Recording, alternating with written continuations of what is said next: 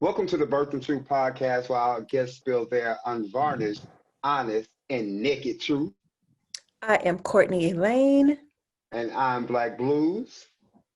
If you would like to be a guest on the Birth and Truth podcast, email us at birthingtruthpodcast@gmail.com. And before we get started, go ahead and like this video and subscribe to our channel if you haven't already. Today's guest would like you to know that he is a barber, a pastor, and a singer. Welcome, Kevin Brown, to the Birth and Truth podcast. Kevin, what set are you claiming? I'm just chill. I'm chill. I'm claiming the chill set. I'm chill. All right. Black Blues, what set you claiming? I'm claiming rejuvenated. New birth, new life. You feel me? Okay. Well, What I set are am you claiming? I'm claiming manifestation because I'm about to manifest some things in the year 2021. Amen. Wow. Everybody touch and agree? Well, the reason why I'm claiming rejuvenation is because I pretty much went through something and it let me know that life is serious and you can have it or it can be gone. You know what I'm saying? And so I just feel like at this point I have a second chance to just get out there and do everything that I really wanted to do. All right, so Kevin, why you feel chill? Man, I just feel chill because of the peace of God in my life, in the midst of all the controversy that is happening today and, all the craziness that happening, my faith and my trust in God have me in a place of total dependency on God, so I'm just chill because God gonna do what he got to do anyway. So I'm just, in the passenger seat. Right. That brings us to our Google Education degree segment. Educating yourself does not mean that you were stupid in the first place. It means that you are intelligent enough to know that there is plenty to learn, left to learn. That is a quote by Melanie Joy. And this is the segment where we discuss the last thing that we Googled, or as we like to say, the last thing that we got our GED in. So, Black Blues, what was the last thing that you Googled? So the last thing I Googled is, does acid reflux cause you to vomit? And the reason why I Googled this is because I have a problem with Pizza Hut. They never get my order right or their food tastes nasty. I ordered a chicken and bacon pizza the other day and it was perfect. It was delicious. And then I laid down to go to sleep and next thing I know, it was like, so I had to throw it up. Well, the next day, their pizza was so good, and them leftovers was calling my name. So I wanted to figure out, did I throw up because this pizza is bad, or did I throw up because I had acid reflux?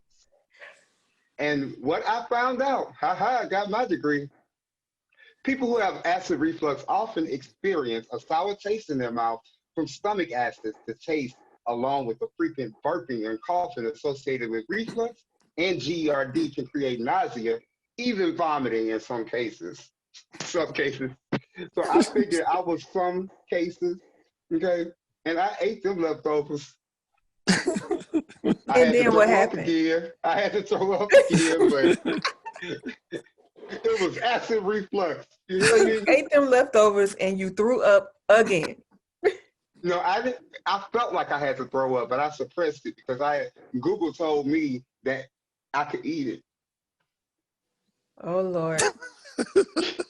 So when you get the bubble guts, let's just blame that on Google too. Right. Well, Courtney, what did you get your GED in? Okay. People, don't judge me. I just be curious. I just be wanting to know stuff. So when I got my GED in was throat babies. Oh. Yes.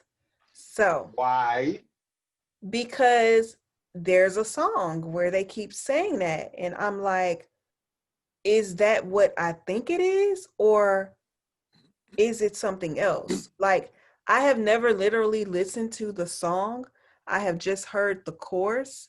So I don't know what the song pertains. So that's what made me want to figure out what it was.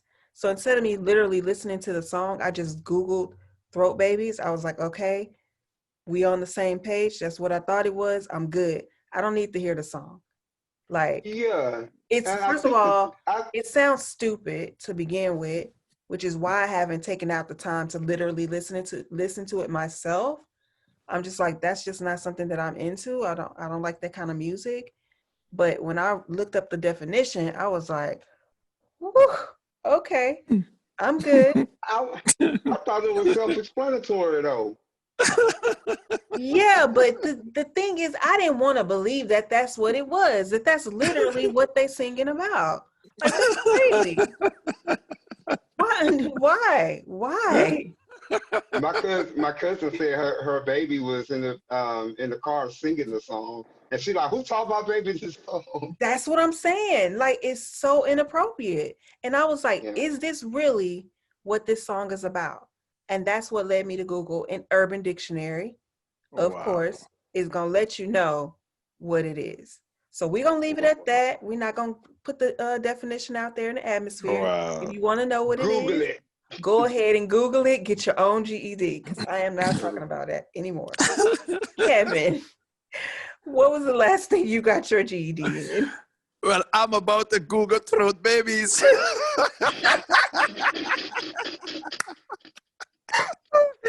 Because I've never heard that definition, but that's all right. That's all right. Oh Lord, thank God you haven't heard it. The last thing I Googled was Tanya Roberts. Tanya Roberts. Tanya Roberts. It just came up on my news feed on my pop-up on the iPhone that Tanya Roberts is not dead. So I wanted to know, well, who said she was dead in the first place? And the rumor was going around that 7 hours ago she died. And then it came up that she's fighting for her life, so she's not dead. For those of you who don't know who Tanya Roberts is, she's an American actress. I think she acted in one of the James Bond movies. And I think it's Charlie's Angels or some one of them other stuff. So that's basically that's the last thing I Googled. Okay, well, you just educated me because I had no idea who Tanya Roberts was. Right, I was Go ahead thinking and get about my GED. Tanya Hardin. No, she's one of the Yeah, Bond girls. that's who I thought about too, Tanya Hardin. Yeah. Well, that's what we got our Google education degree in. If you feel so inclined, drop down in the comments. Let us know what you got your GED in. Actions create consequences, which produces new worlds, and they are all different. That's a quote from Ruben Blades. This brings us to our cancel or counsel segment, where we talk about crazy things that somebody said, and we discuss if we should counsel them or cancel them. So, what do we have up first, Courtney? All right, the first person we have is Harry Styles. Harry Styles was the first man to grace the cover of Vogue in the US. He decided to wear a dress. Candace Owens made a comment dissing him for wearing a dress by saying, "Bring back manly men." So, Noah Cyrus commented on that, saying, "He wears the dress better than any of you nappy ass hoes." And she has since apologized and said she didn't know how racist that was. Should we cancel or counsel? First of all, Noah Cyrus, Miley Cyrus's little sister. How don't you know that calling some black woman or black nappy ass hoes is not racist? Now, before I probably would have counseled her. You know, hey, don't say that. Before I say I didn't know that was racist. Oh no, you canceled. I don't even know what to do. Did she sing? Did she act? What she do? Did she Kim Kardashian? I don't know. I don't know what she does. I don't know But her. she canceled in my book. What about you, Kevin? I I cancel her. Just cancel her out. That's it. Just that. Yeah, He's like, I'm done with Yeah. her. I'm done with Yeah. her. she's no It good. didn't even worth counseling. Just cancel it. Yeah, exactly. I feel like a lot of times people know exactly what they're doing, exactly what they're saying, and then when they're called out on it, they want to backpedal. And I think Yes. that's exactly what she was doing. She knows what that meant. I'm sure she has Black friends, so she knows what nappy is. She knows how Black women feel about their nappy hair and about you Mm-hmm. calling it nappy. And so therefore, I feel like she knew exactly what she was saying when she said it. Plus, she And you know monitors what? her sister. I She thought it was know a good comeback. I thought it was a good comeback without that part. Like he wear a dress better than any of you. any of You you know, exactly. any of y'all. What else you want to say? Yep, she didn't It have to was a add good the comeback. sauce onto it. She could have kept that. Right, right. So next we have Scottie Pippen's ex-wife, Larsa Pippen, Larsa Pippen, and she was spotted holding hands, spending quality time with the Timberwolves' Malik Beasley. The only problem is that he is still married. His wife immediately filed for divorce, but Malik and Larsa insist that the couple was separated before we started seeing them all over the place. You know what I'm saying? So was Larsa wrong? Should we cancel her or counsel her? Ooh, Kevin, Mm. you married. Mm. Go ahead and school I, us. th- I think you could counsel her. I think you could counsel her. Okay. I think you could counsel her. Yeah, Why I you go for say that? because I mean she probably just didn't get the memo. So Yeah, maybe yeah, maybe yeah, he lied to her, huh? yeah, she probably didn't get a memo. Probably sometimes men, could be, we can use the gift of gab and say, all the right things, and So I think she could get a pass on that. You could counsel her. Mhm. Right. He I think changed my mind. what do you say? I said he changed my mind. Like I was gonna cancel her, Yeah, but yeah. I was gonna cancel her. I was gonna cancel her behind, but now that you say that, it made me think about when you are in that space. It makes me wonder whether or not he and his wife have been talking about separation or getting a divorce in the first place, and then he decided to just kind of like see what's good over here, in this yard, see if that grass is greener or not. So I'm thinking maybe, yeah, I think you're right, Kevin. She can be counseled. right. She You can know, come Larsa from been Larsa. I don't even think she's serious about him because she's been popular with all the ball players that got money. And I don't think she should. Like she's like you are Scottie Pippen's ex-wife. Like you ain't just anybody. She been wetting it with all the players. Popping it. She been popping it. I can't, I cannot stand it, boy. Boy. On that note, we gonna keep it right on moving. But Courtney, I didn't say what she was popping. Oh It could Lord. be Orville Redenbacher. You know what I'm saying? She just popping Okay, so we're gonna keep it moving. All right. So the next person up is Pastor Jamal. Pastor Jamal Bryant clapped back at Monique Samuels of the Real Housewives of Potomac after she exposed him for having a fake relationship with Giselle Bryant, his ex-wife. In the video, he continued to spill tea on Monique Samuel, on the lady with whom he was apparently in a relationship with while dating Giselle. Should pastors clap back on the internet? Should they clap back at all? Do we cancel or do we counsel Jamal Bryant? it. Oh Kevin can take man! that one. Come Oh on, Pastor man! Kevin. Oh man! We got the That we got the I mean, pastor on the line and we talking about some I real mean, life stuff. I tell you straight up, man. I tell you straight up. To whom much is given, much is required. Okay. And we just got to use common sense. You know what I'm saying? You are, if you are if you have certain not just titles but certain standing in society, whether you be a pastor, whether you be whoever you are, a person of influence, you should use a little more common sense. You are expected to do better, because you should know better. You know what I'm saying? And I mean, my grandmother always say, if you ain't got nothing good to say, just don't say nothing. You know what I'm saying? And whether, regardless of what's going on, you should always hold a certain standard, about yourself, especially when you're in a position like pastors and, stuff like that, who people look up to and expect counseling from, who people look up to and expect leadership from.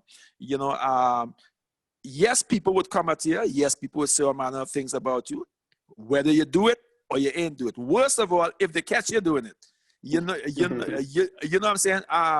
You just gotta, do things better, man. It's just better. It ain't no excuse about that. You're just supposed to know better. So I would say, straight out,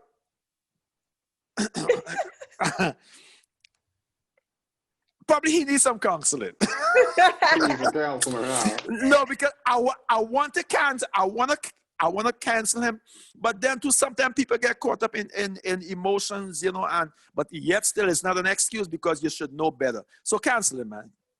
Okay. Cancel him. Yeah, Jamal Bryant has been, oh no, like he's doing some foul stuff. It seems like, he's at this new church and he's trying to do right, and then boom, another scandal break out. Like scandals were breaking out, and then he at the same church that what's that Eddie Long? Remember him? That pastor that was messing with the little boys and stuff. Yeah. He was messing with the little boys. Oh yeah, that's the church that he's pastoring now. Yes. Yeah. So that church don't need no more drama. You know what I'm saying? Right. But he's at that church, and now this has come up. I don't think he should have clapped back. I don't think the pastors should be on the internet clapping back. Like no. If you're gonna clap back, give a good old missionary Baptist clap back. You know what I'm saying? Give it a word. Give it a word. Give it a word. But don't sit up there and try to come at her the way she came at you, because she might not be of the Lord. She probably don't know better, or she's saying what she see, even though she misunderstood. Even though it may be misunderstood, but she's saying what she see. You just take the high. What did Michelle Obama say? When they go low, we go high. Yeah. You see what I'm saying? That's how we do it. And I agree with that. That's especially what he should have done, considering the fact that he is a pastor. He should have taken the high road. And she definitely was going off of what she saw, because she came onto the Real Housewives of Potomac reunion with a whole binder worth of receipts. Wow. He had text messages and all sorts of information, showing that he was corresponding with this particular woman. So he has already been, there has already been rumors out there in the streets that he has fathered other children while being married to Giselle. She's written a book about it. So that's no secret. The thing is that now they're trying to work things out, get back together, and supposedly he's doing it all over again. So I do believe that he needed to sit this one out, not say anything about it, let people have their rumors, work things out with his wife, and keep it moving. He didn't need to bring any more drama into his life. So with that being said, we obviously have all canceled Mr. Jamal Bryant. He's done for it. Yeah. So next we have Lisa Ray McCoy. She said that maybe Halle Berry coochie ain't good. After Halle said that she never had good sex and the best orgasm she's ever had, she gave to herself. Should women speak on other women's situation? Lisa Ray McCoy, cancel or counsel? Oh, Lord. First of all, let me answer. First of all, I have a problem with Halle Berry. My problem with Halle Berry, I have a problem with Halle Berry. Halle Berry has been every man's dream in the, is it in the 90s or 80s? The 90s. Yeah. She was every man's dream. She came out in a movie where every man watched the movie because it was the first time she took her clothes off with this white man. Who it was? Billy Bob Thornton.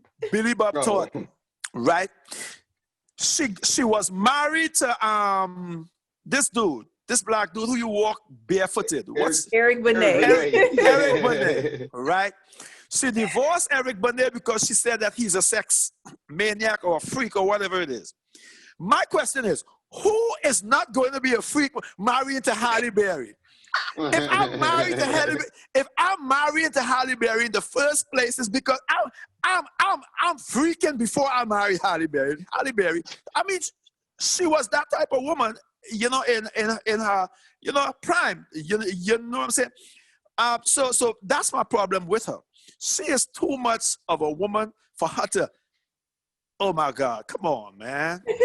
Come on. You know what? And you made me think of something too. How can you say that you never had good sex, but then you got rid of him because he was a sex addict? You should have just kept doing it with him, and maybe he would have, you know what I'm saying, gave you a little bit. Exactly. So, I cannot with you in that dance you just did. Okay. We're so off subject though. We talk about we went from the person. I would counsel Lisa Ray. I counsel Lisa Ray. You counsel Lisa Ray? No, counsel. Oh, cancel her. Okay, good. I'm glad you said that because we are definitely canceling Lisa Ray because she should not be talking about another woman's vagina. That's not her business. Okay, that is not her business. So she needed to just zip her mouth on that one. You don't talk about the other woman's vag. Okay, it's off subject. You know what? I think I will counsel her. And I'm going to tell you why. She's bitter. She's bitter and she's crazy. No, she ain't that smart, Courtney. I've been watching all her shows. She ain't that smart. And she don't know that what she said was wrong. You can't just up and say this box ain't good. How you know? That girl is crazy. Yeah, so I will counsel her, actually. She just needs to hush. She done made me mad. So that's that on that. That's that. Truth never damages a cause that is just. That's a quote by Gandhi. This brings us to our truism segment, where we discuss things that affect our community, and that's the truth. Today's truisms we'll take a look at the issues that we have in the Black community with Black entrepreneurship. So, being a Black entrepreneur, Courtney Elaine, what's some of the things that you run into in the Black community as a Black entrepreneur? People always want a discount. People always want the discount. They always want the homegirl, homeboy hookup. And the fact of the matter is that they want that from you, but they'll go over to Karen and they'll pay Karen the full rate. If Karen say this costs $300, they're gonna pay the $300, and then they're gonna brag about the fact they got a Karen so-and-so, or that Karen did such and such for them, and they paid her $300. But when they come to you, they don't want to pay that full amount. They want a discount. They want you to cut them some slack, and I don't like that. You know what? I feel that because my little old thing, I'm just a little old poet or whatever. My little old shows be costing $10, sometimes $20. But people be talking $20. But then they be like, yo, I'm going to the Beyonce concert. No, Beyonce is a Black woman. That machine that run Beyonce ain't no Black woman. Absolutely. You know what I'm saying? And you paying $600 for nosebleeds. Well, probably not $600, $200. But you can't pay $20 to see me spill my heart on the stage? But if they paid the $20 to come hear you spill your heart on the stage, they're gonna have Gucci on, which they paid way more than $20 for. And that's what pisses me off. Your priorities are all messed up. Gucci Mane don't own Gucci. Gucci Mane don't own Gucci. I hate you. Gucci man on Gucci. Get off my phone. Oh man, Gucci man on Gucci. Well, What about with you, Kevin? What have you run into? my problem is the same problem as Courtney. You know, they would come and they always wanted. And the thing about it is not, I have no problem with somebody coming and, you know, you may not be there right now, but come humble. Don't come like if I owe you something, or like if I have to do it for you, or coming with an attitude, or especially questioning me like, so you can't do it for less? No, I can't. No.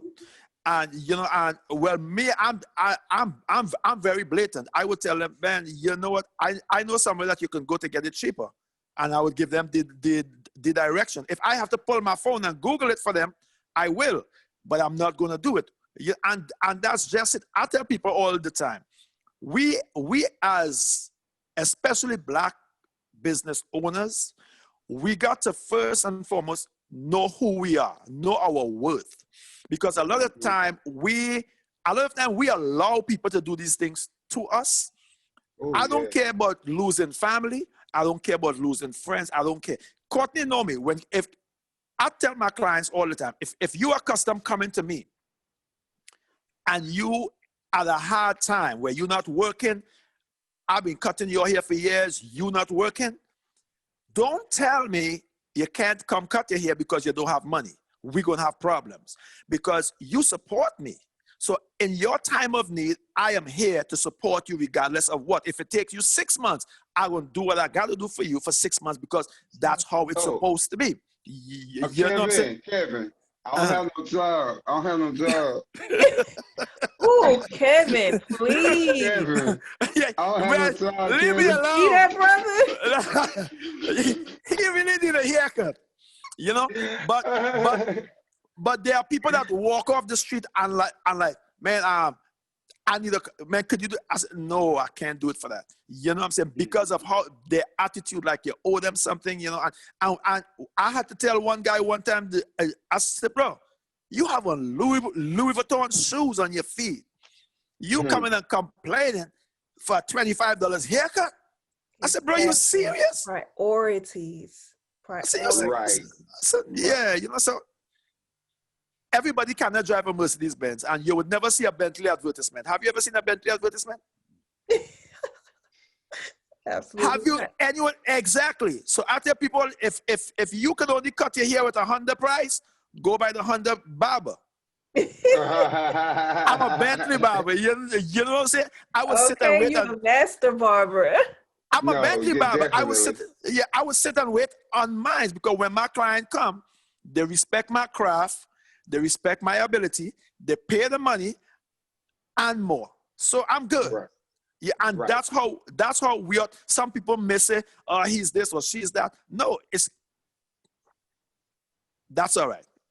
Right. Go, and that's it.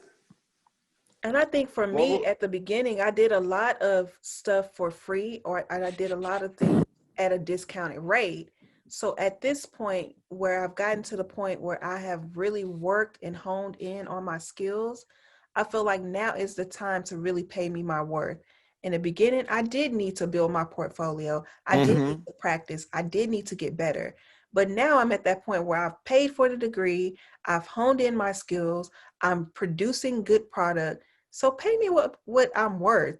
Don't come around here trying to cheat me and say, oh, that's too much. Or no, if it's too much, you're more than welcome to go to someone else.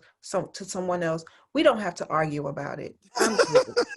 Because No God is going to bless me anyway, you know? Yes, so yes. Go the other way. We good. Yeah, I mean, I don't want to, put nobody out there, but man, never mind. Never mind. So somebody just asked me to kind of do something for them and to help them because I know a lot about the restaurant industry. I'm just gonna go ahead and put it out there. I don't think he watched this anyway. So he was like, yeah, you know a lot about the restaurant industry. Can you help me with my restaurant?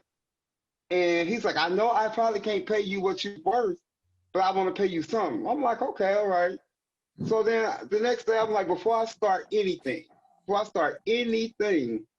what is the budget? What are we talking? He said, man, you tell me. I just told this brother $125 and he stopped talking to me. I ain't heard jack out this dude. I was like, okay, well, at least I ain't do no work. You know what I'm saying? I ain't smart. Right.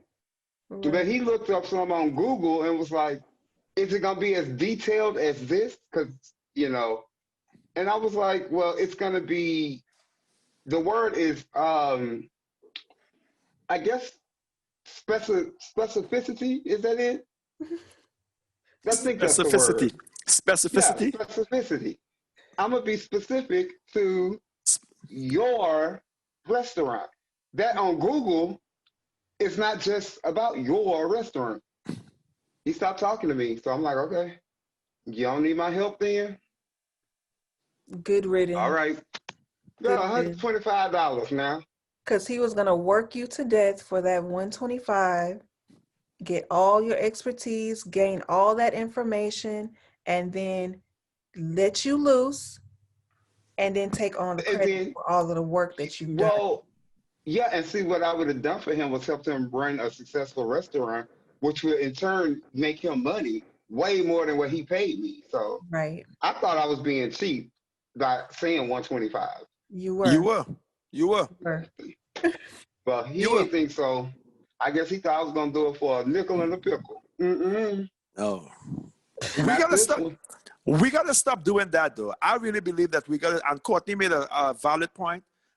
At the beginning of everything that we do, we pay our dues. We pay our Mm. dues. We go through that stage, but we gotta understand when that time is up, because people would continue walking on us. And don't be afraid to say no, because I'm going for the big times now. This is who I think of myself as, who I am and where I'm going. I don't care what you think about me. My skills is up. My everything is up. I'm ready for the big time. And this is what I'm worth, and that's it. Bye. Well, Bye. Some go some ahead. people would say that black business owners are rude and cocky. Is it that Uh, the people has made us rude and cocky, or that's how we came? uh, uh, Mhm. I mean, we could be cocky. Sometimes we could, black people on the whole could come across rude if we are not careful. We are Right. very expressive. You Yes. know what I'm saying? They not being racist, but the other race, I always tell my wife, I'm scared of the other race, because they would smile at you. Hey, how you doing?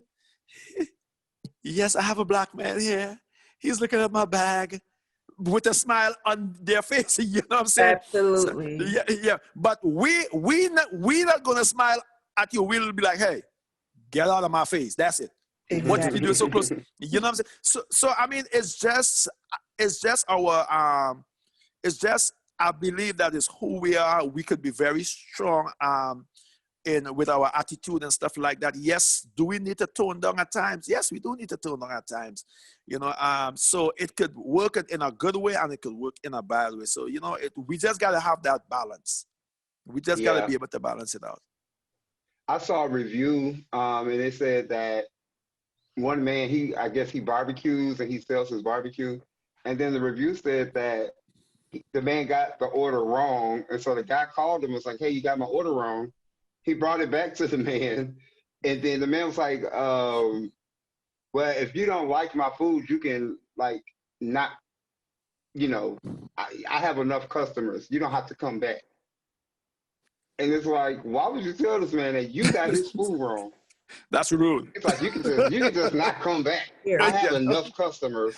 that's rude. That's rude. Because word of mouth is everything. Yes, it is. So, Mm, he was rude about it, and the fact that you saw the comment, you know, it- stuff just lives on forever once you put it onto the internet. So just like you found that comment, somebody else can find it. And who knows how many people he's told. I know since the pandemic, at one point, everybody was trying to specifically support Black businesses. And a lot of them were going to all these different restaurants owned by Black people.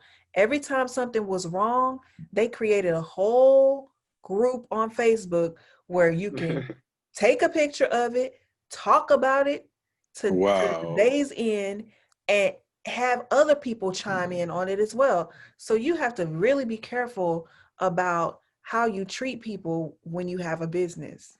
Yes. At the same token, though, when we go to I ain't gonna say Chick-fil-A because they damn near perfect. But we go to Whataburger and Burger King, they mess our order up all the time. We don't get a line to be like, yo, I was at the Whataburger and they gave me chips instead of fries. You know what I'm saying? Well, yeah, that's true. That's true. We So do why beat would each you other blast down. this Black business? We just beat each other up for no reason. Yes, Courtney? sometimes we could be overcritical, you know, and that's something that we really got to check too.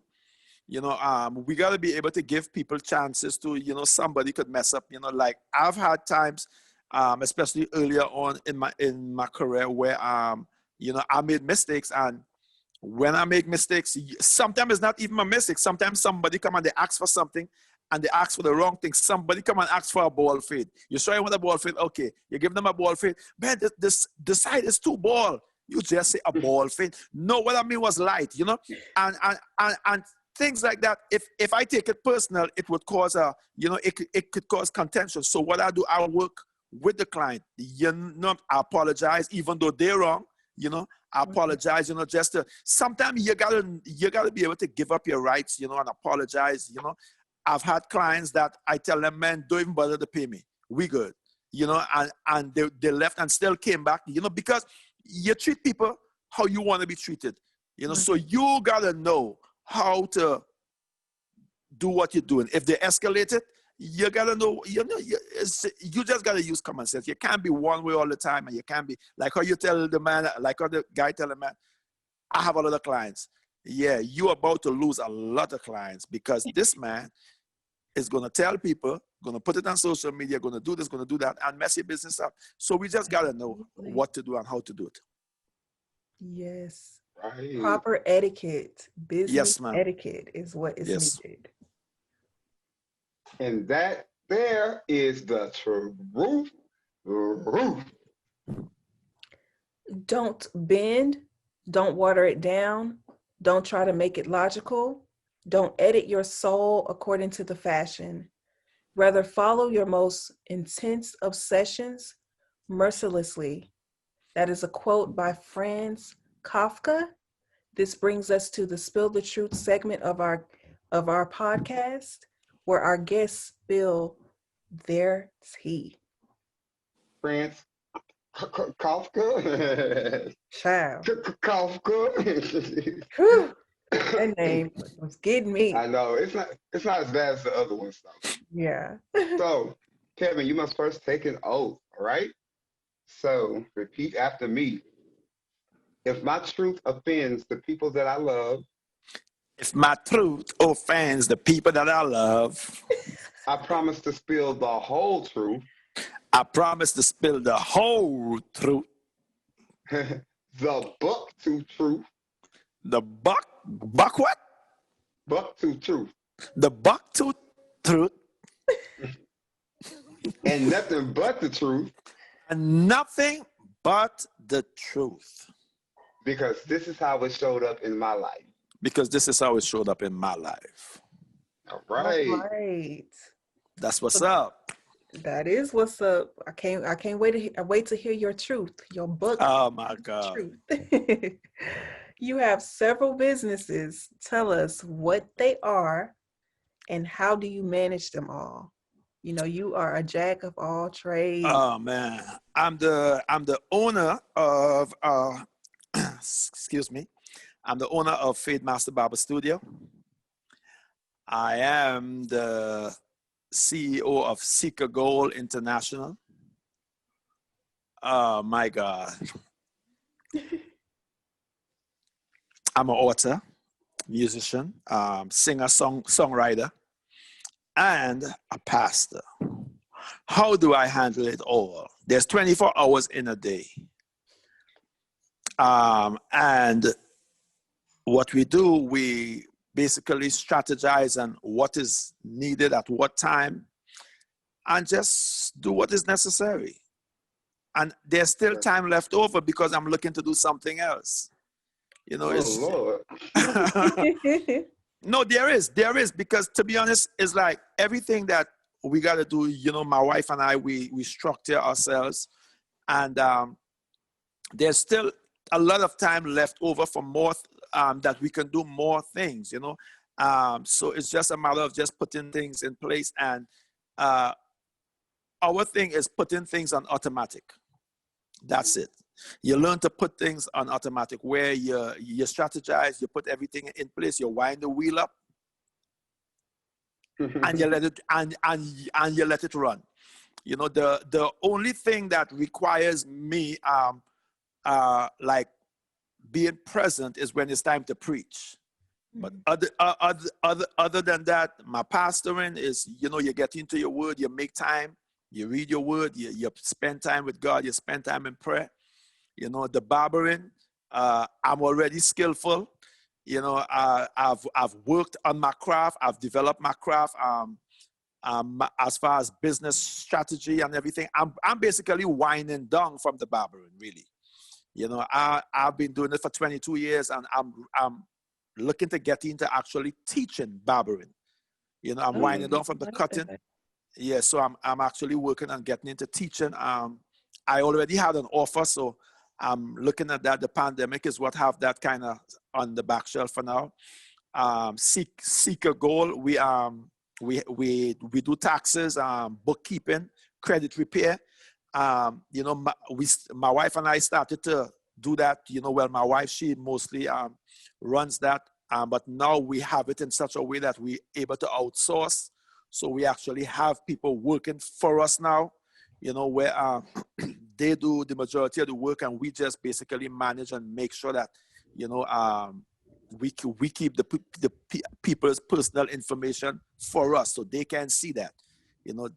So we basically just have things on, do things the right way, you know, and we still have time for family, you know. So it's Right. easy, to be honest. It's a good thing.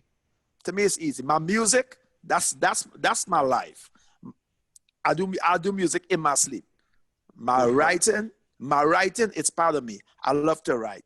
You know, I'm a very creative guy. My mind, you know, my mind always keep moving. So those things are easy for me. Right. And it's a good thing when you say that it's still more time, because that means you're really scheduling your time in a good way, that you actually doing all these things and you still have more time to play with. So, but some people will say that being a barber comes with a leadership responsibility. How have you stepped into that role? To be honest with you, as I said, I've been cutting for 22 years. I in my 22 years, I owned like 4 shops. The biggest shop that I had was in New York, and yes, it takes a leadership role, not just in your, not just to the people who working with you, but also to your clients. And this is why I said earlier on, to whom much is given, much is required. And in the life of my clients, I was surprised to know how my clients look up to me. You know, in such a way that there was certain, when I found out how my clients saw me, it scared me to a point, because I'm like, man, you talking about if I do something now, it's affecting people's lives, you know, because they would come, you know, I'll talk to them, they would ask advice, we'll be able to talk. So if I'm giving you advice on something, for instance, you're my client, I'm giving you advice on relationship, you would expect me to run my relationship based on how I'm giving you advice. In other words, I'm not telling you what I wouldn't do, but I'm telling you what I would do. That's a good advice. Absolutely. You see what I'm saying? So even in that aspect of life, you know, as far as it makes me, it puts me in a place that I'm always looking at myself. I'm checking what I say. I'm checking what I do. I'm checking my response. You know, sometimes when I want to be angry, you know, sometimes when people do things to piss me off, you know, I have to control it. You know, I can get angry, but I got to control it. You know, I got to be respectful. I got to be responsible. Because why? People look at that and people are drawn to that because I don't want to have customers. Customers is not faithful. I've built a relationship with people, so I have clients. My clients, it doesn't matter who I work around. I can work around 100,000 barbers. When my clients come, all the barbers could be sitting down and they still wouldn't go in their chair. Why? Because of relationship. Yeah. You see what I'm saying? Because of relationship. Because they are not customers, they are clients. And that comes from respecting them, you know, respecting them on every level, showing them that level of love, showing them that level of care. So they become family. You see what I'm saying? So my clients is like my family. Like Courtney is my sister. Absolutely. You see what I'm saying? She told me earlier, she's like, I got to call my brother, make sure he remember to do the Zoom. I'm like, who you talking about, Kevin? Yes, you're absolutely right. Yeah, I feel like a lot of your clients are actually family now, because even with when you decided to throw that birthday party for Kasika, a lot of the people that showed up were clients. Yes. But those clients have transitioned into actual family. Yes. So that was good to see, because I was like, I don't know who's going to be there. You know, this is going to be new for me. When I got in there was so many familiar faces, because you have developed relationships and not just, you know, clients. Yes. So with that being said, when I used to sell cool cups, that's how I did. I had a personal, you know, relationship with the people who came. You know, I knew, oh, you want tropical punch.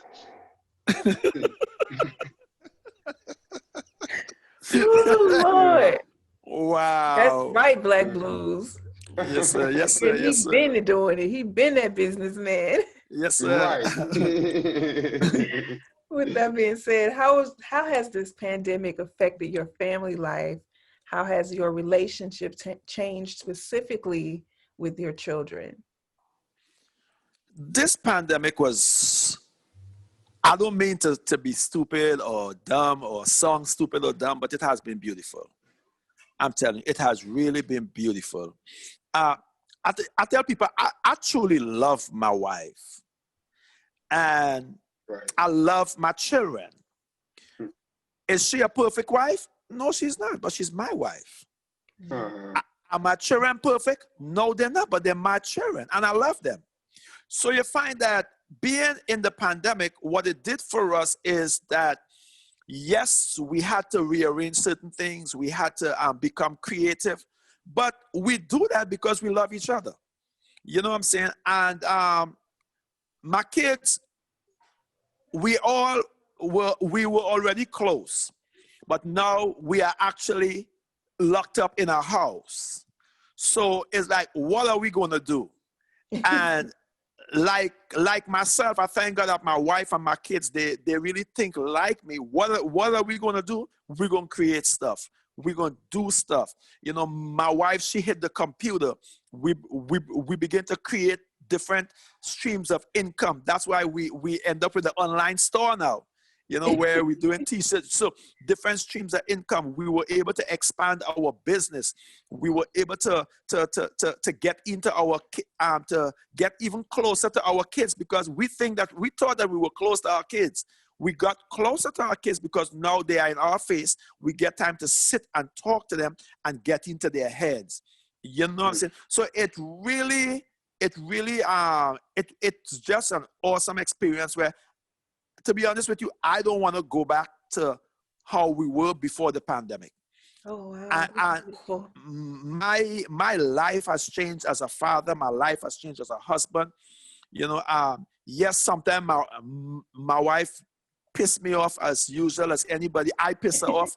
You know what I'm saying? But that's the beauty of it. You know, disagreeing, but we're still in the same room, we're still in the same house, where we would realize, hey, I don't like you right now, but I love you. You see what I'm saying? I don't like you right now, but I love you. You know, and it has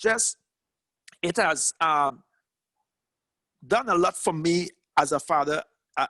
As a father, closer to my kids, get to understand them more. You know, just it has just been beautiful. And to be honest, we already decided already that when we come out of this, it's no coming out of this. It's just we just moving forward together. You know what I'm saying? Because the bond that we have right now, it's something that we didn't really had. We had a strong bond, but it's stronger now. We had a strong love, but the love is greater now. You know what I'm saying? Right. And that's just it. To be honest, that's it. Right. So I know that has to feel good to you because I know you told us that you dealt with issues of abandonment. So to have that family, now I'm sure that it feels good. But could you tell us more about that abandonment that you felt in your past? Oh man, that I guess that not guess, but that is probably what have me being the man that I am today, the husband that I am, the father that I am, because there's a certain level of sensitivity that's in me because of that abandonment. You know, and when you're an only child, I'm an only child, and when you're an only child, when people hear that, they'll be like, Kevin, you spoiled, and I wish I was. You know, because I mean, my mom was young. My dad was a policeman. You know, and my mom, she got pregnant at a early age, and you know, she had me when she was 18 years, and she had so much hopes and dreams that it was put on a back burner because she was pregnant. And in those days, she had to go through a lot because she got pregnant. Her family was angry at her, and you know she went through that whole thing because you know them old time people was crazy when a young girl get pregnant, they want to put them out. But to make a long story short, and then within that time, my mom broke up with my dad when I was a baby.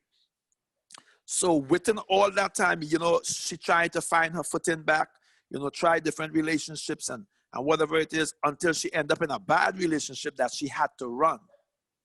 So she's in a bad relationship, she had to run. How far you could run with a baby? You see what I'm saying? So she made a decision to leave me with her sister who already had 9 kids, no education. And I'm there now at 6, 7 years old. I want my mother because that's my mom. So I was feeling so much and going through so much, and all I wanted, it doesn't matter what you do for me. It doesn't matter what you give me. It doesn't matter. It really doesn't matter. All my mind and my heart and everything was my mom, because you have 9 kids. You cannot give me what I'm accustomed to with my mom, with just me and my mom. Yeah. Right. You know what I'm saying? And I was so broken, man. I used to cry almost every day. You know, I tried to fit in, but once again, 9 kids, no education. My aunt, I love her to life, but she hustled all her life. So basically, the older child was taking care of everybody.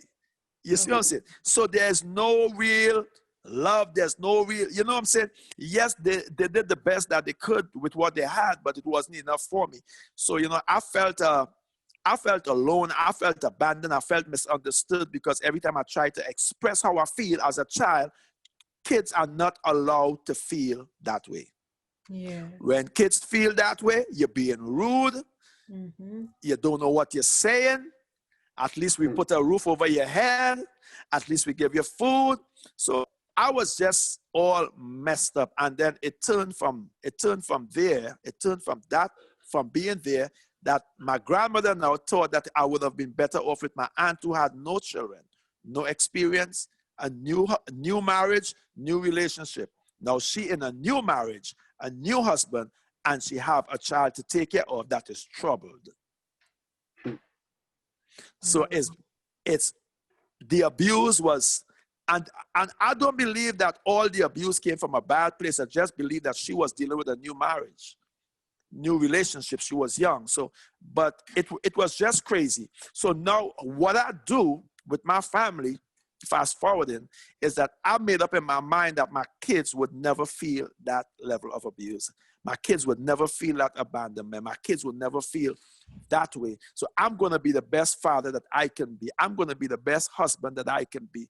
And is it challenging? Yes, it is. But it's easy and doable. Why? Because I spoke to my wife from before. And my wife and I, what we have is not just a love, as people say, I love you. That feeling goes away very fast. My wife and I built a friendship. My wife and I built an understanding, a friendship, a relationship that is built on the truth. I mean, the blunt, blatant truth. As much as it's going to hurt, we're going to talk about it because we got to deal with it. Don't surprise me. Don't bring up nothing. No.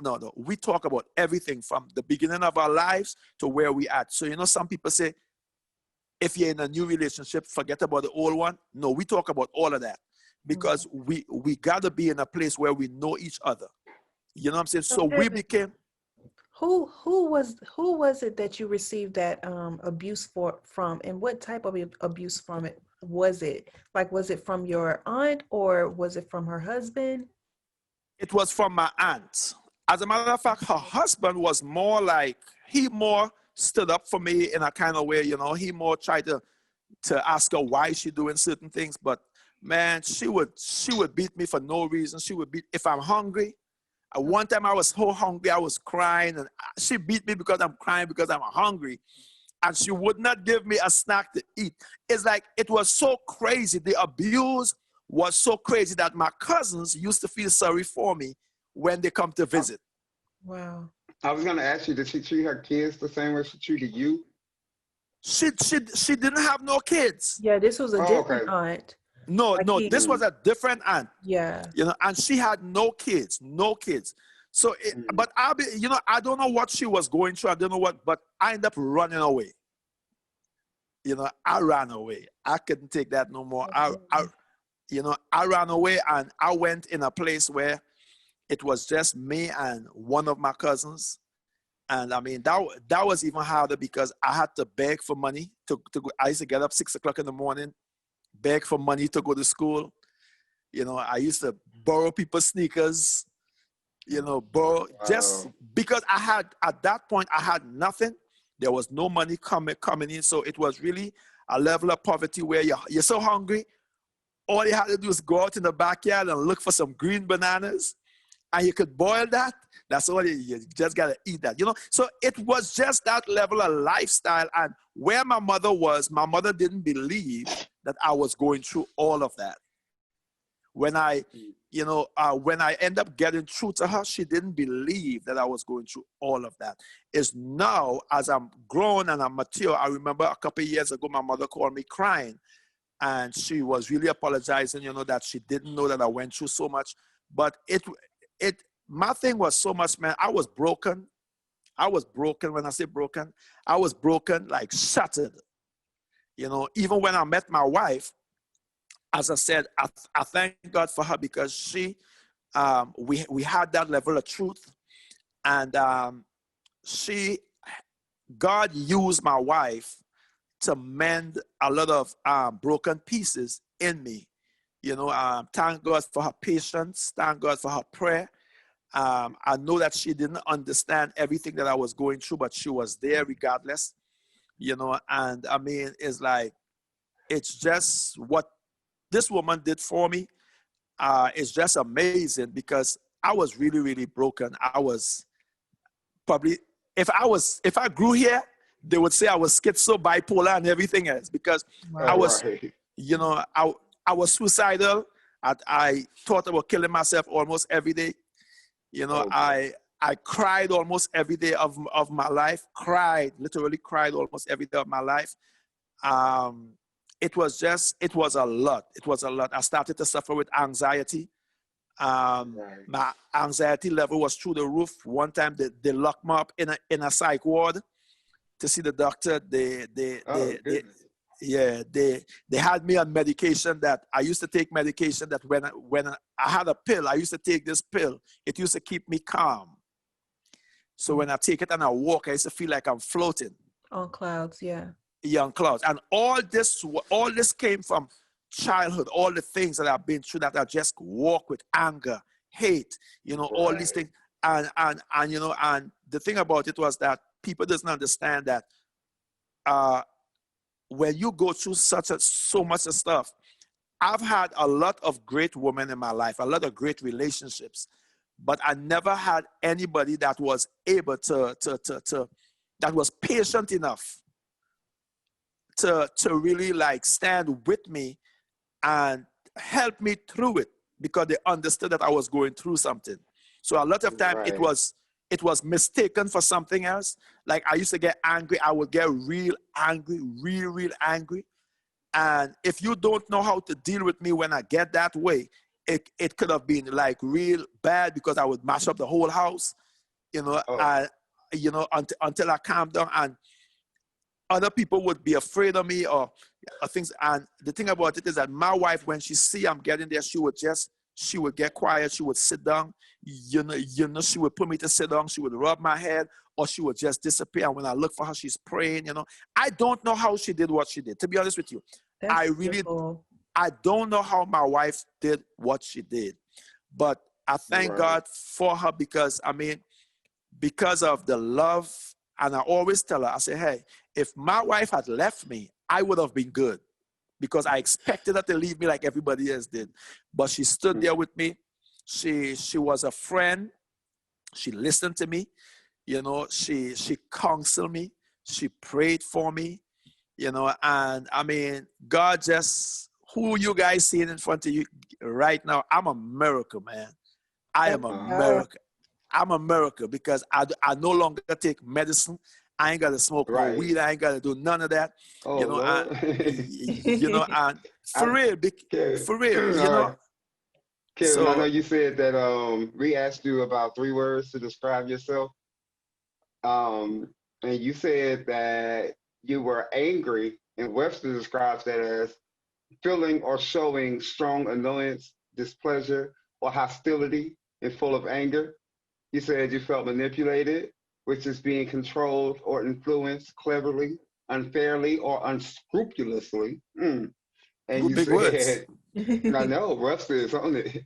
And you said that fearful, which is feeling afraid or showing fear or anxiety. After hearing those how Webster described it, would you say that you've changed, or do you believe that's accurate? I believe that the definition from Webster is very accurate. Very accurate. Very, very, very accurate. Very accurate, right? Very accurate. What were you most angry about? I believe I was angry at life. Mm-hmm. I felt like I was robbed. I felt like my mother was taken away from me. I felt like I didn't have a chance, like everybody else had their mother and I didn't have mine. And I couldn't understand why. All I wanted was my mother. That's all I didn't want nothing. I didn't care about. If my mother was in a garbage bin and the roof of the house was the top of Oscar's garbage bin cover, that's where I wanted to be. That's all I wanted was my mom. That's all I wanted. I didn't care about nothing else. And I felt like I was robbed of my mom. I felt like I was robbed of, and then with the abuse, I felt like now it's like me against the world, because I'm a child. I can't say nothing. If I open my mouth, I get punched in my mouth. If I say it hurts, I get beat. If I say I'm hungry, I get beat. Whatever I say is like I'm wrong, so I'm never right. So all this had me so angry. Would you consider that why you said that you felt manipulated as well? when I say I felt manipulated, I became manipulative. Oh. As a result Wow. of me feeling like it's me against the world. Yeah, the survival skill. Yeah, it was survival of the fittest. So I became manipulative. I developed different ways to get different things, and I would manipulate to get this. I would manipulate to get that. I would do whatever it takes, in a very manipulative way to get what I want, and when I'm done, I'm gone. So manipulative, and because of that, I was kind of like heartless. I didn't allow myself to feel. Right. You see what I'm saying? I did not, and that's where the fear came in, because I did all of that because of the fear of going back to where I came from. Right. I was afraid of being alone. I was afraid of just going back to just having to deal with these things. So I did everything that I had to do to step up, or to try to be better, to try to make better for my life. You know what I'm saying? And it came full circle, because it was just, my life was just good. At one time, I used to hear like 3-4 voices in my head. Wow. I used to hear voices to open a door. And I demonstrated this to my wife and some friends recently. To open a door, if I stretch my hands to open the door with my right hand, I would hear a voice saying, "No, that's the wrong hand." Oh, wow. So I would stop, and so when it would take you, a normal person just go and open a door. Because of all the trauma that I've been through, Right. it took me so long to open the door. Like, no, right, no, not your right, your left, no. Let me turn to the side. Let me open it from this angle. So it was like crazy. I didn't understand what was going on in my head. You mentioned full circle, and we asked you to give us 3 words for our defining moments of the present, and those words were faith, strong belief in God or in the doctrine of religion based on spiritual apprehension rather than proof, love, an intense feeling of deep affection and understanding, awareness, and intellect. After hearing how Webster described it, what would you change, or do you believe that it's accurate? I believe it's accurate. Yeah. You I said believe full circle, and that made me think about that.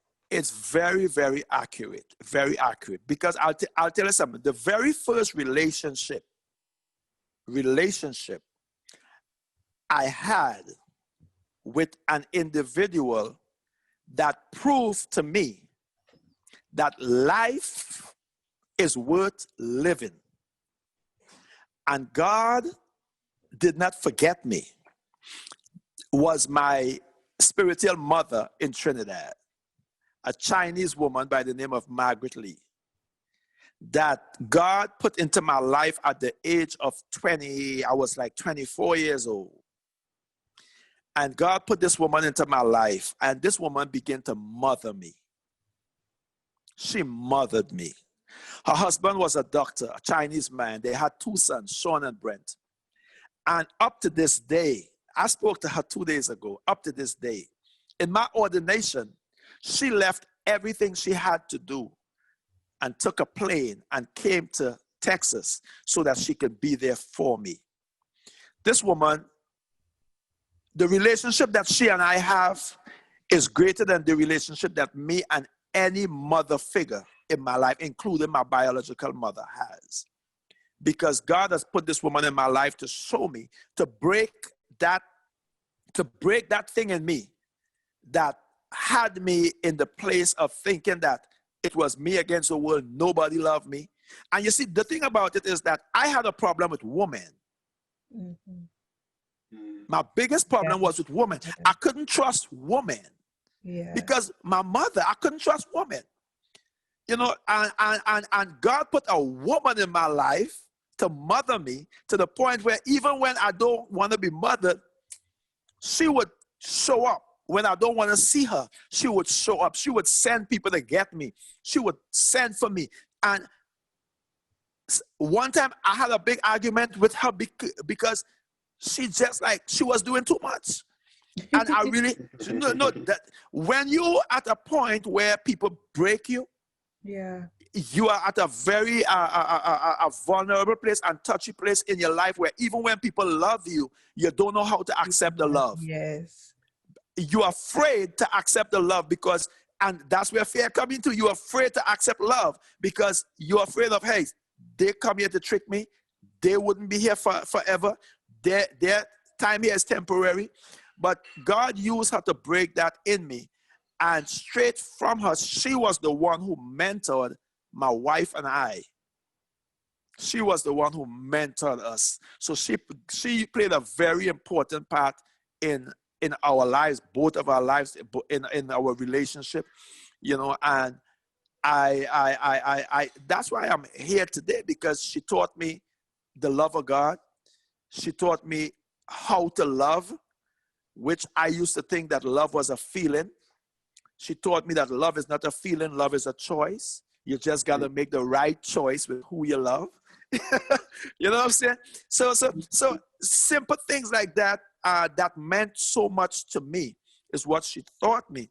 You know, and my faith in God was built because of her response, and her action to me made me believe that God really exists. You see what I'm saying? A little black boy, a black man, a Chinese Indian woman, a Chinese husband, 2 Chinese children, adopt me at the age of 24 years old, you know, and love me unconditionally with all my anger problem, with all my rage, with all my bad ways. You know what I'm saying? Always there. That's what true love is. True love is when I could love you not because of what I can get from you, because she could get nothing from me.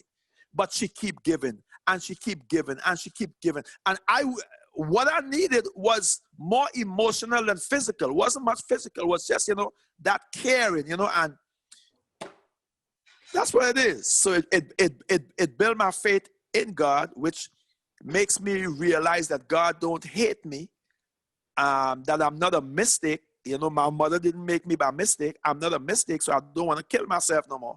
God don't hate me. There's hope for me.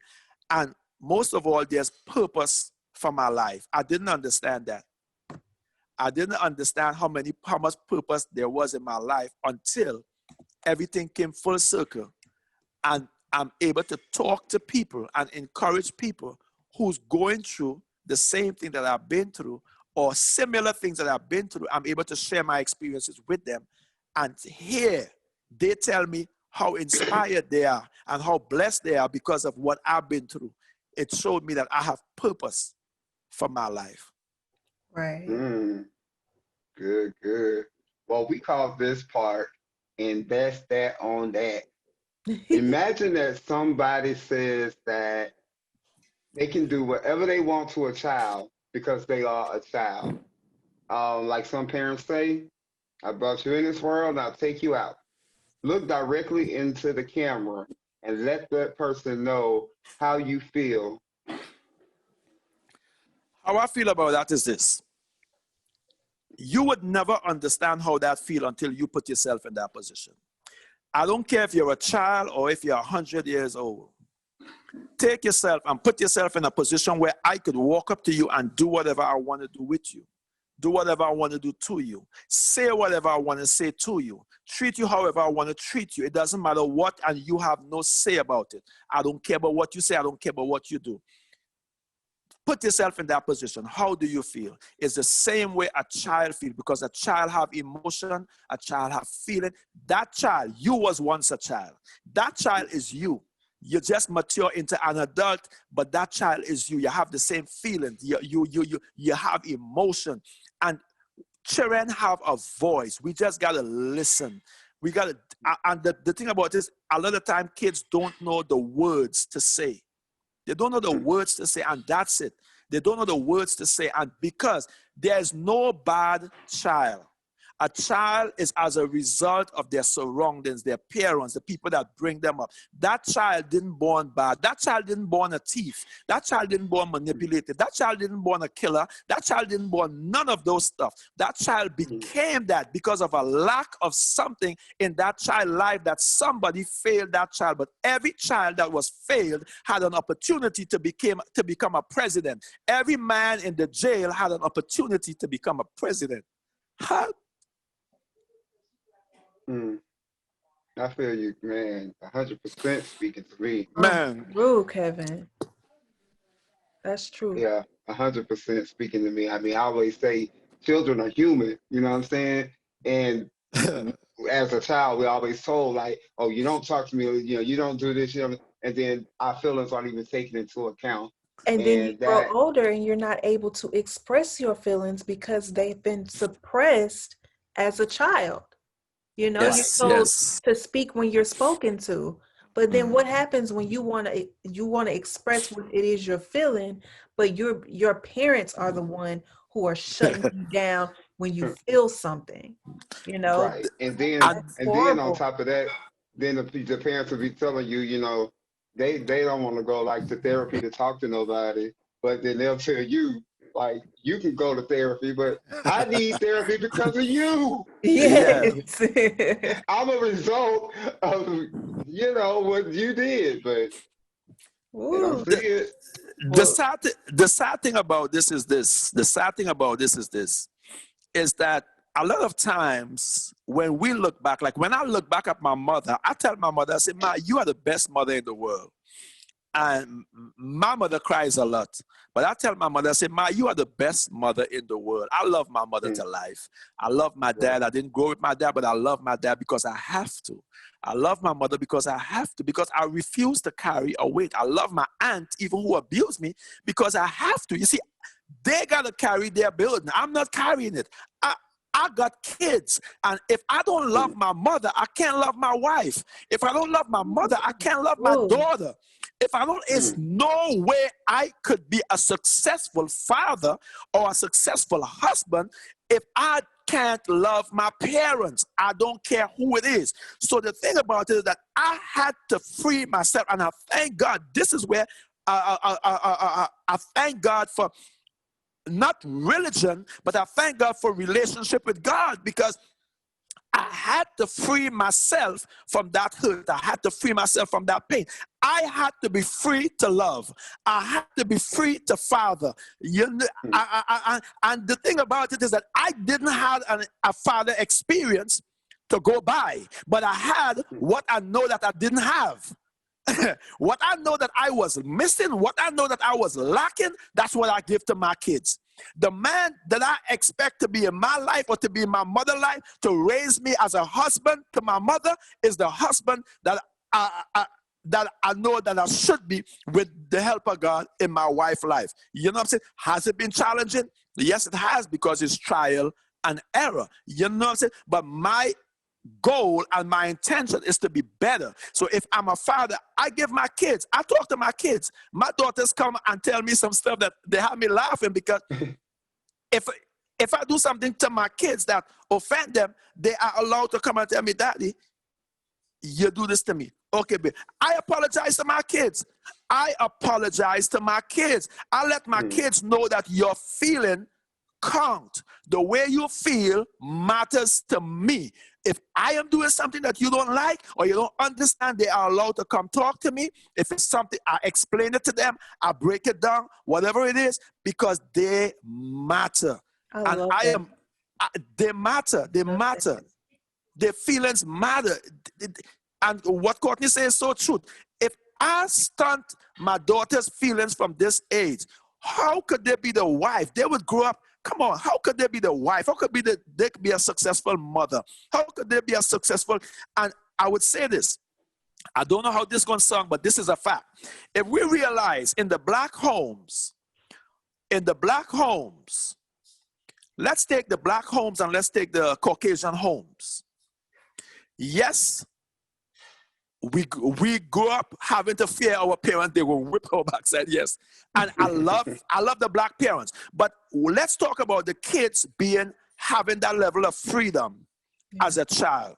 Yes, the Caucasian kids, sometimes they grow up killing their parents or whatever it is. But look at the ratio of them growing up being successful from a child to an adult, because of the freedom that they have. And is the freedom misdirected sometimes? Yes, because I heard them curse their mother, they curse their father. So it's redirected. So I'm not talking about that.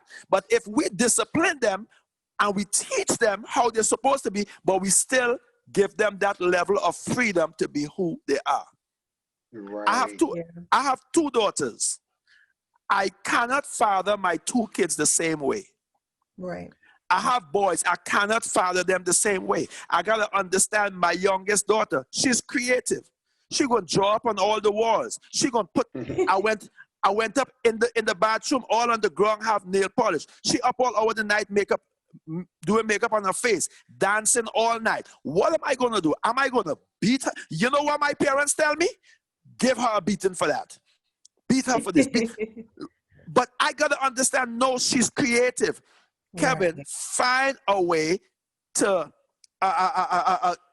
get her in that place where she could use her creativeness. She likes to draw. She likes to paint. We get her own makeup.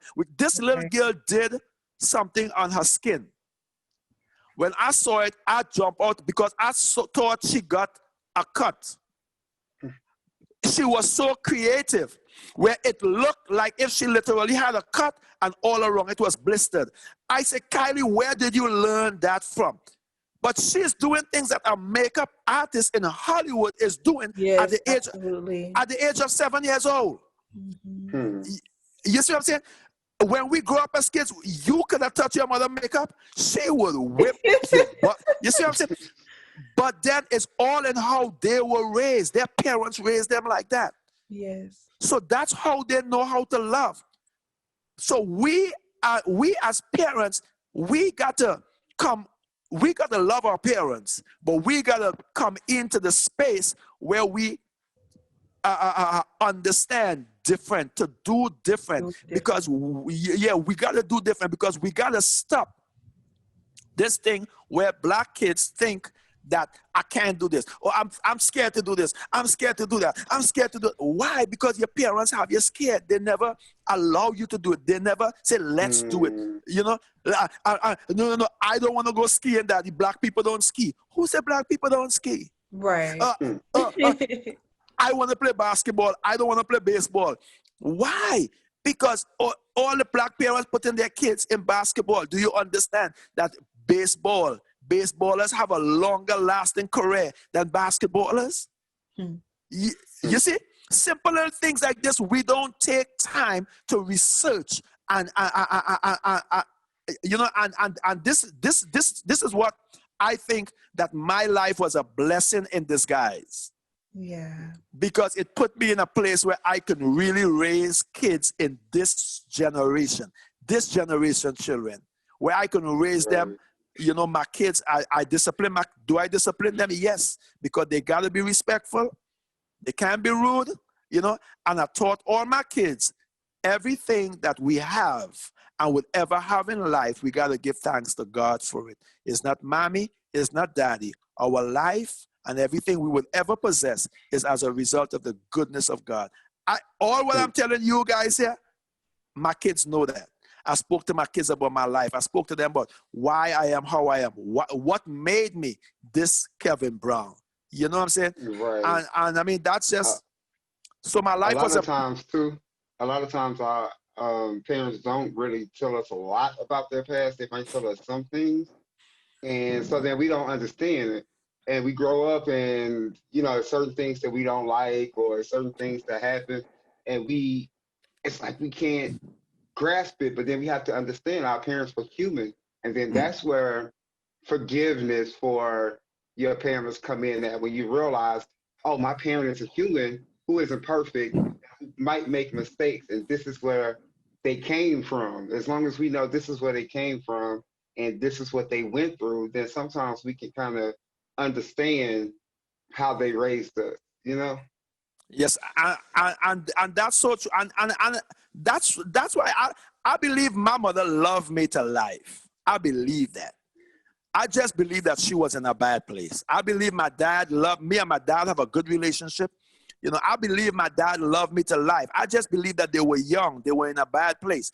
I am a result of young parents who didn't know how to parent. And then the older family, they had a certain mentality about them. You know, but the truth of the matter is I can't hold that against my mom, because when I make a mistake with my kids, do I want my kids to hold that against me?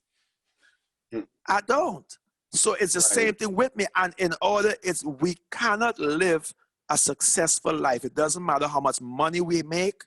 It doesn't matter how much houses we have. You would never be the best father you can be if you're walking around carrying the weight of unforgiveness for anybody. And most of all, your mother or your father. Did they allow you to go through stuff? Some parents abuse you, some parents this, some parents that. Yeah, but they probably was abused. They probably was in a bad place. What they do, was it right? No. But what it does, it put us in a place to make a choice for ourselves. How are we going to approach this? How our life is going to be? Are we going to allow our parents' life or their lack thereof, their lack of whatever it is, to determine who we are, who we become? Or are we going to take control and charge of our lives? And when we reach a certain age, we got to understand we are at the age of accountability, where we have to make some hard choices. We got to make some hard decisions. But it's all on us. It's about us now. It's our turn to become parents. It's our turn to become husbands. Our turn to become wives. Our turn to become mothers and fathers. Are we going to be the best that we can be, or are we going to be just like the ones that failed us? That's our choice. Right. That's our choice. We're gonna give you a word or phrase. Give us the first thing that comes to your mind when you hear it. So I'm gonna give you a word or a phrase, and just give us a word that comes to mind. So the first word is love. God. All right. God. God. God. Oh, so the second word is God. That's what she's telling you. Yeah. Oh, the second word is God? Yeah. Love. Oh, good. Okay. So then the third word is liberation. God. All right. Entrepreneurship. Ooh, entrepreneurship. The first word, oh my God, entrepreneurship. It's the first word, Kevin. The first word. Entrepreneurship. Lord have mercy. Have you guys ever been? I am actually in a block stage where everything is blocked from my mind. Like there's no word. Entrepreneurship wisdom. All right. Okay, pause. Pause. I gotta pause the video. It's called Black Blues. Recording. I can't get it. Oh, there we go. I need my mic, you know what I'm saying? So, Kevin, we're going to give you a word or phrase. Give us a word that comes to mind when you hear it, all right? Okay. So the first one is love. God. God. Love. Liberation. Liberation. God. Black Lives Matter. Black Lives Matter. Ignorance. Entrepreneurship. Wisdom. Stimulus check. Donald Trump. The next word is Donald Trump. Wordless. The next word is Donald Trump. What did you say? Oh, wordless. Okay. Wordless. Family. Wordless. Family. Togetherness. Cutting hair. Clipper. Kevin. Handsome. All right, Kevin, fill in the blank. I should not say this on the Birthing Truth podcast. It is totally TMI, but I'll say it anyway. I like that. So, give us your social media so that people can find you, and also tell us any projects you got coming up. I mean, you got a new song or something? Well, I just finished a project with a group in New York that I don't know exactly when that will be releasing, but right now I'm back in the studio. I am working on a new project. As a matter of fact, hopefully it's going to be released by the end of February. So you guys can find that on my my Facebook, Kevin Brown. There's so much of Kevin Brown on Facebook. Yeah? I gotta find a special thing to make me special on Facebook. But anyway, Kevin Brown. You guys can also follow me on Instagram, FadeMaster77077, or Pastor Kevin Brown. That's it. So fast. So fast. No, I was trying to come up with a name for my bartending business, and I kept saying Vince the mixologist, and you was like, nah. But man, Vince, listen to me, man. God. Courtney, talk to Vince. Vince ain't find a name for his business yet? No. Well, yeah, kind of. Well, you know what? Actually, he just decided to start like a business called Flavor Palette. He's gotten really into cooking, and I think he is actually going to combine some drinks with that. So I think he actually might be going into that direction that we have been trying to get him to go in. Vince, you are too talented. For my wife to say I'll never forget that. My wife said her favorite color is purple. And you actually told me everything to buy. You actually came up with drinks that went with, that's talent, and I keep telling you all the time, man, you are a walking millionaire, and you don't even understand it with just simple things as drinks. People making drinks now that you've been making drinks. You know what I'm saying? It's just to be creative, and just do it, man. You got it. So I think that's going to be manifested in the year 2021. Speak into existence. All right, so we're gonna support your business. Absolutely. My wife. Thank you. Now I'm gonna copyright the purple the drink. The purple. Do you remember the name of it?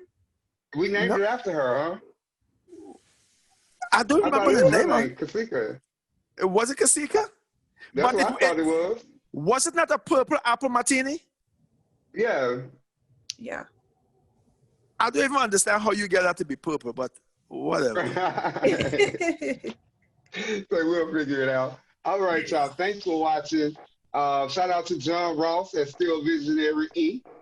We are the Birthing Truth podcast on Facebook, Instagram, and YouTube, and we can be tweeted at Birthing Truth.